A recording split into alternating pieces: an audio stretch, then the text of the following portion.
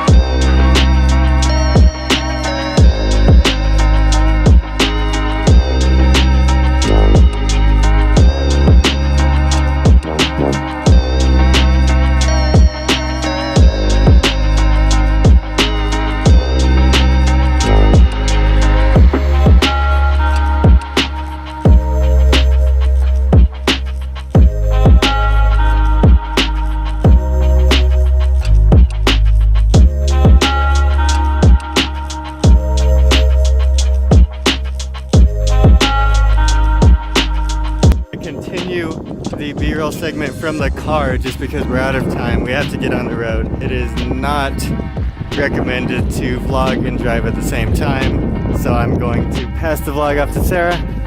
She is going to do some B-roll for us from the car while driving. Compare the two.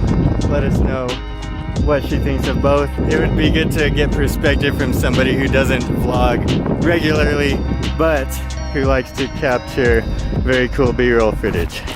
It's me.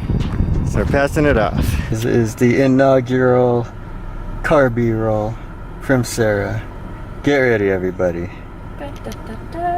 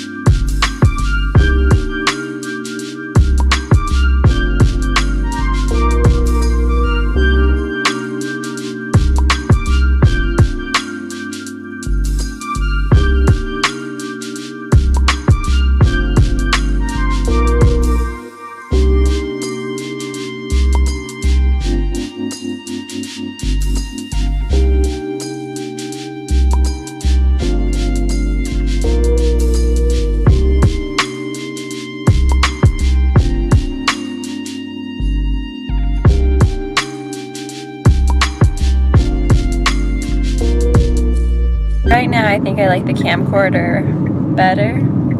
I think it's more user-friendly. It fits really nicely into the palm of my hand and it has a little strap that I can fit my fingers in. I also like the zoom better on the camcorder. I also think the colors may be a bit sharper on the mirrorless camera. Yeah. And that is about it for the field testing today, guys. The last thing I want to mention is that with a camcorder, the sensor is much smaller, meaning it can let less light in, and in low light situations you will see more noise due to the higher ISO compared to a DSLR or mirrorless with a larger sensor that can let more light in, and you will not see as much noise because the ISO does not have to be as high.